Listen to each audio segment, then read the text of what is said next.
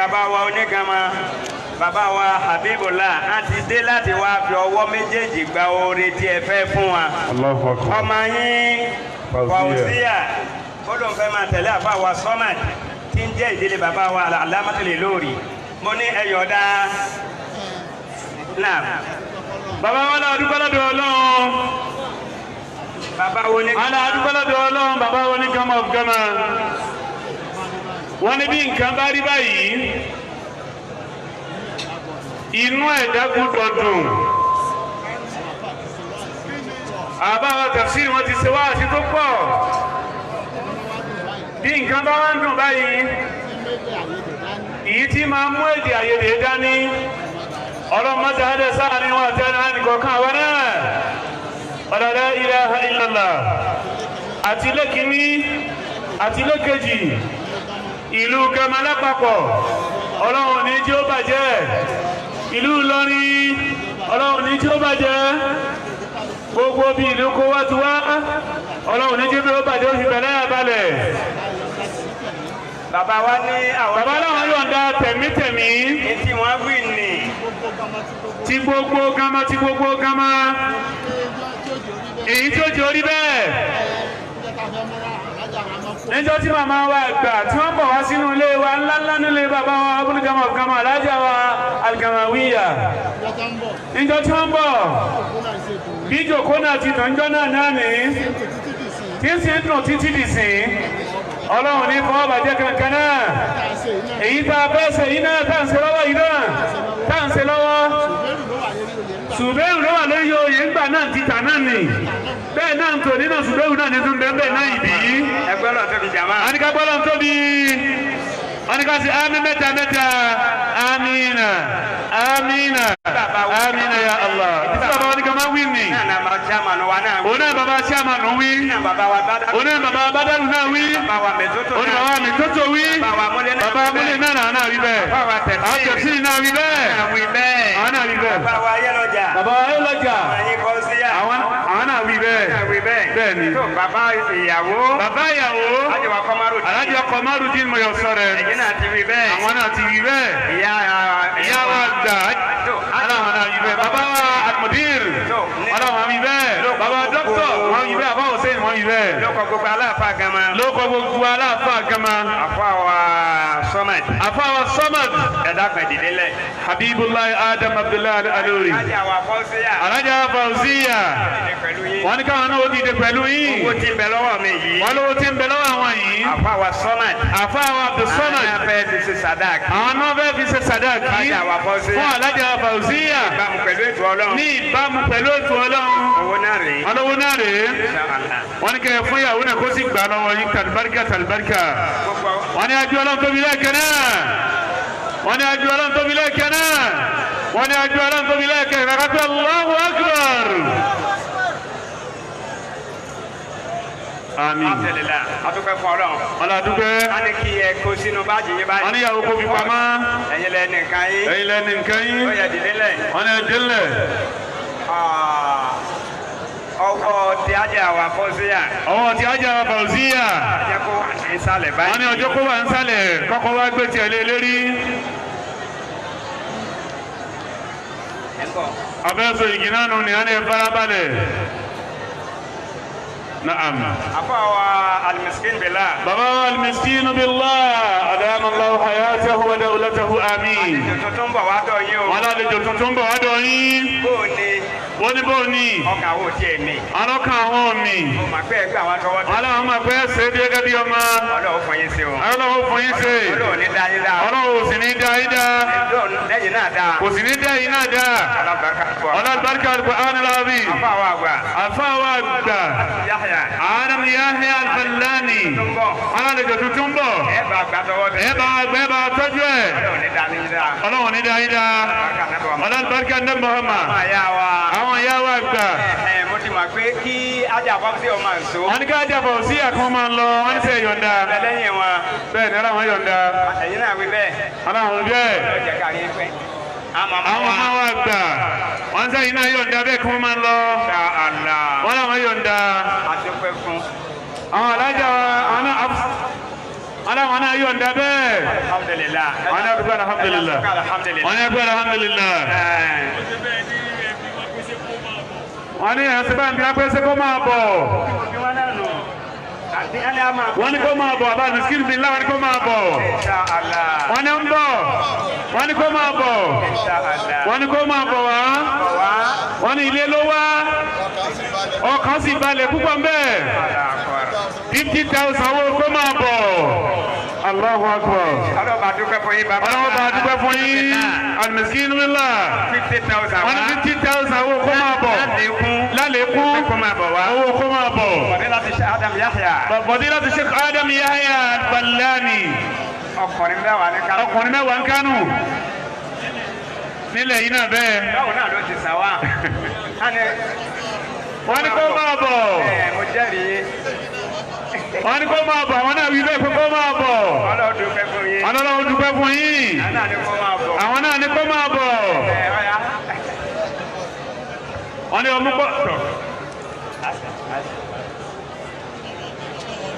àkọ́kọ́dọ̀ ọlọ́. wal miskin billah. wọ́n ní kó máa bọ̀. wọ́n ní kẹgbà. Inshallah. Alhamdulillah. ilẹ̀ tuntun kò sí bẹ́ẹ̀rù. Inshallah.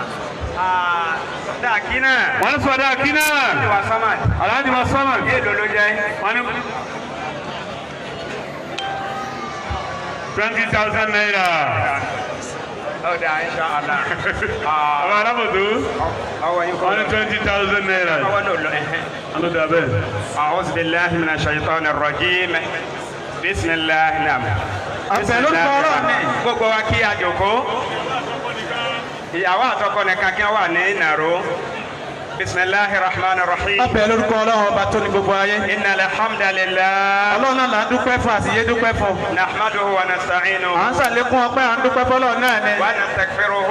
àforíjì náà là ń wá ibi tó bá kù sí. ونعوذ به من شرور gbogbo tí ń أنفسنا. jẹ́ aburú lọ́kàn à ń wá ń sọ ńbẹ̀. وسيئات أعمالنا. èyí tí ò da abẹ́ Ọlọ́run kó sọ wá ńbẹ̀. يا أيها الذين آمنوا. Ọlọ́run ni mo pè ń gbogbo ẹ̀yin tẹ́ gbà mí gbọ́dọ̀ dòdò. الله حق تقاته. bí mo ti fẹ́ bẹ̀rù mi ní ẹbẹ̀rù mi bá. ولا تموتن إلا وأنتم ẹ̀sìn yìí مسلمون. bẹ̀ jáde láyà bí kẹ́ jẹ́ mùsùlùmí òdodo. ونصلي ونسلم àtìkẹ́ àtìgẹ́ Ọlọ́run. على سيدنا محمد. ó máa bá aṣáájú ànábà Muhammad. القائل ànábì ti ń sọ báyìí لا pé نكاح igi ò lè tí ì so. إلا بولي àbí ká pàyàdọ́ ló tàn bàbá ìyàwó. وصداق àti ká sì rówó orí rẹ̀. وشاهد عدل. ká sì ráwọn ẹ̀kọ́ péjọ báyìí náà. وقد سمعنا اليوم òun náà ló fà á tá a fi péjọ على lénìí. عقد النكاح láti lè so àwọn ọkọ àtaya pọ̀. بين سيد عبد الصمد láàrin arákùnrin wa tí ń jẹ́ Samad. ومحمد حبيب الله ọmọ bàbá wa Habibullah. آدم عبد الله tí ń sọ ọmọ bàbá wa Adam. علامة الإلوري Al-Alori. بين سيدة àti arábìnrin wa ní. فوزية torúkọ rẹ̀ ń jẹ́ Fawziya. بنت محمد قمر tí ń الدين sọ ọmọ Alhaji wa Kamaruddin. من بلدة جامع ní ìlú Gama. على صداق قدره lórí tètè sàdáàkì. 20,000 ليرة. tí ń ṣe ogún ẹgbẹ̀rún.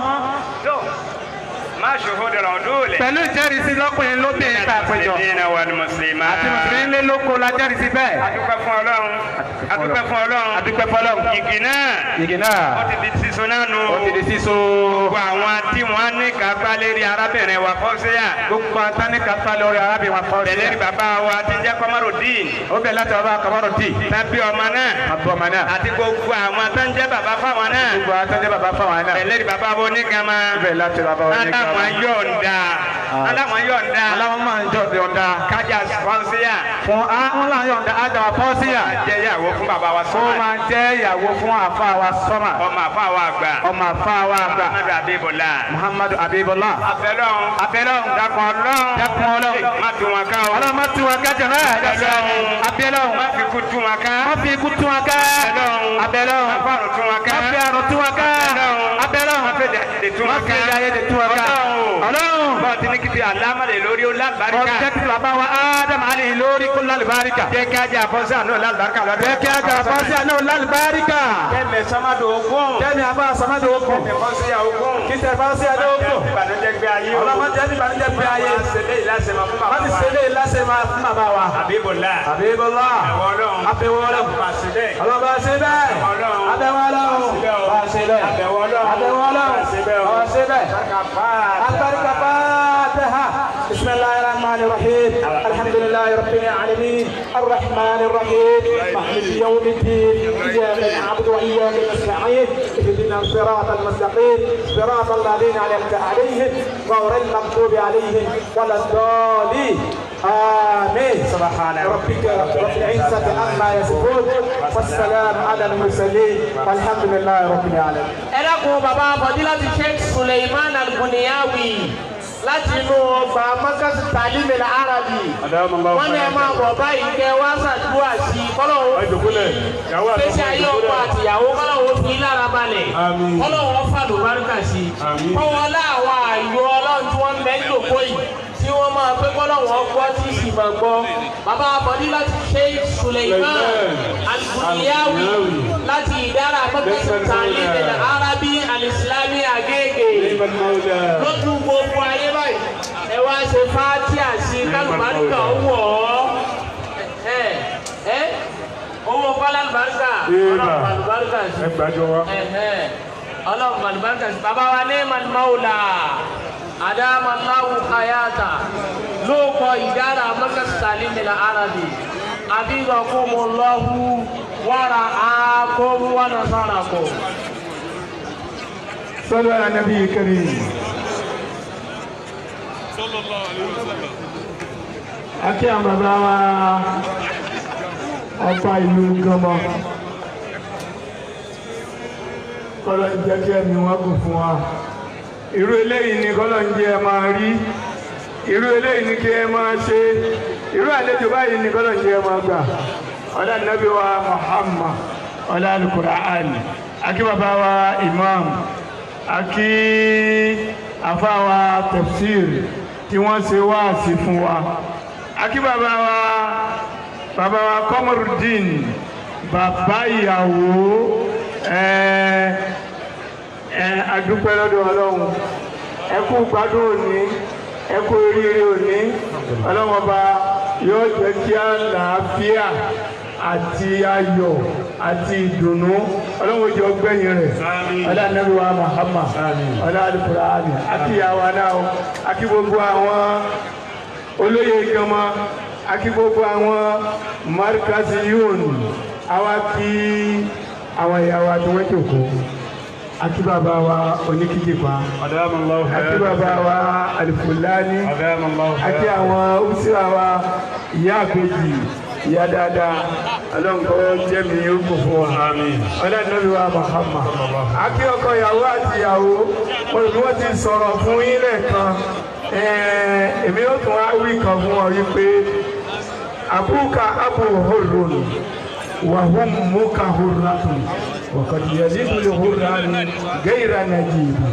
abuki abu hurrun wa ummuki hurratun qad yazidu al-hurran ghayra najib ọ̀dọ̀ wọn yìí o ẹ má jẹ́ fẹ́ ọ́ dàlú ẹ má jẹ́ fẹ́ ọ́ dàlú látọwọ́ rẹ wọ́n náà má jẹ́ fẹ́ ọ́ dàlú látọ̀dọ̀ tiẹ̀ náà ọlọ́run ní dàlú ọlá Al-Qur'an ẹ̀mí gbogbo àlàáfíà ọlọ́run sí dáadáa fún ọlá Ànábì wa Muhammad ìjọ jáde ẹ̀yin jáde látara bàbá yín àti ìyá yín ìjọ jáde látara ẹ̀yin náà ọlọ́run jọ jáde alùbáríkà kó tó ti tì yín náà lọ ọlá Ànábì wa Muhammad àdàwọ̀ Adama alilore Adama alilore Adama.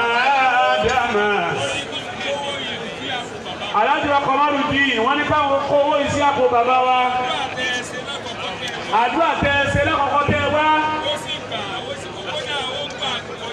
ó gbà kọjá àlà púpọ̀ alẹ́ àlórí Adama alẹ́ àlórí. Sheikh Abdul Wahab al-Gamawi. Sheikh Abdul Wahab Subair al-Gamawi.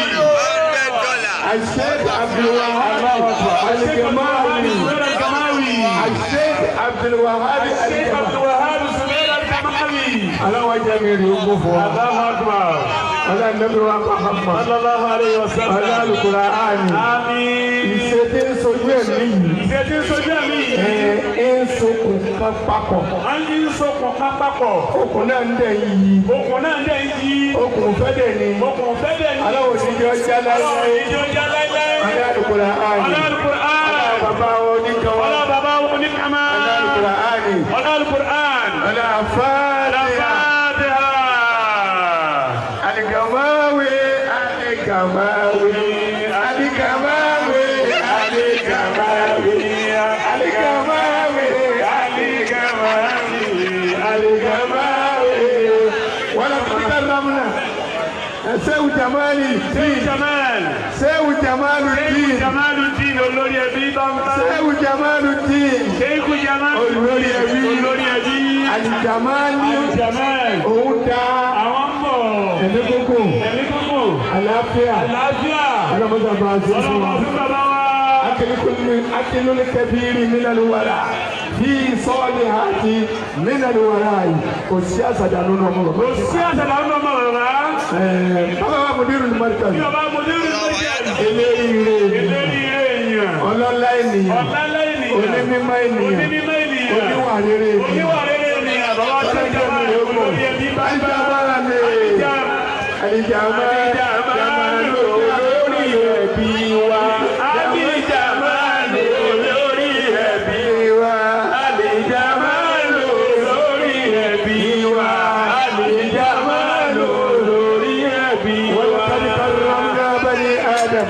وحملناهم في البر والبحر ورزقناهم من الطيبات وفضلناهم على كثير ممن خلقنا تفضيلا. الفاتحه. بسم الله الرحمن الرحيم الحمد لله رب العالمين الرحمن الرحيم مالك يوم الدين اياك نعبد واياك نستعين اهدنا الصراط المستقيم صراط الذين انعمت عليهم غير المغضوب عليهم ولا الضالين.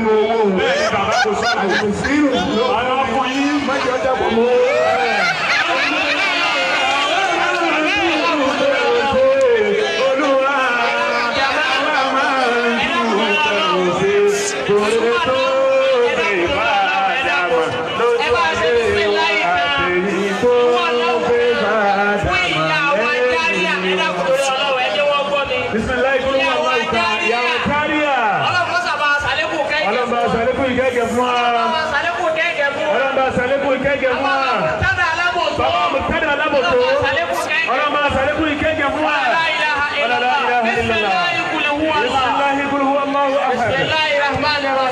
قل هو الله احد الله الصمد لم يلد ولم يولد ولم يكن له كفوا احد. àwọn yàrá nínú ilé lónìí ọlọ́ba dúró ti yín o kọjọ nílẹ̀ bàbá ṣé kàdámọ̀ ó bàjẹ́ láíláí gbogbo ẹni tó dúró pé kí lè ṣé kàdámọ̀ ó bàjẹ́ ọlọ́mọdé tí ló bàjẹ́ láíláí àmín wala quwwata illa billahi aliyyil azim. bàbá ara yíṣu àti gbogbo òjòkó lápapọ̀ wọ́n ní a ṣe fásíà kan gbogbo ẹni bàbá wa àlùbáríkà yẹ ní dẹni ẹ̀jẹ̀ láíláí àlùbáríkà bismillahir rahmanir rahim alhamdulillahi rabbil alamin arrahmanir rahim maliki yawmiddin iyyaka na'budu wa iyyaka nasta'in ihdinas siratal mustaqim siratal ladzina an'amta alayhim ghayril maghdubi alayhim waladdallin. بسم الله الرحمن الرحيم. اللهم صل على سيدنا اللهم جعلنا البركة صل على سيدنا بسم الله الرحمن الرحيم. ربنا آتنا في الدنيا حسنة وفي الآخرة حسنة وقنا عذاب النار. سبحان ربك رب العزة عما يصفون وسلام على المرسلين والحمد لله رب العالمين.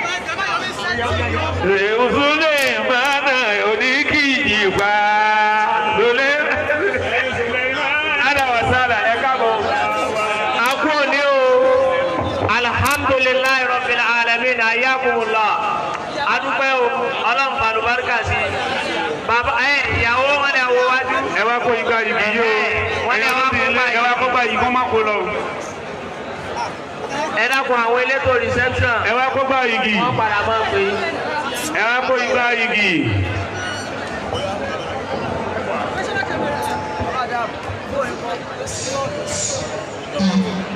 Sí.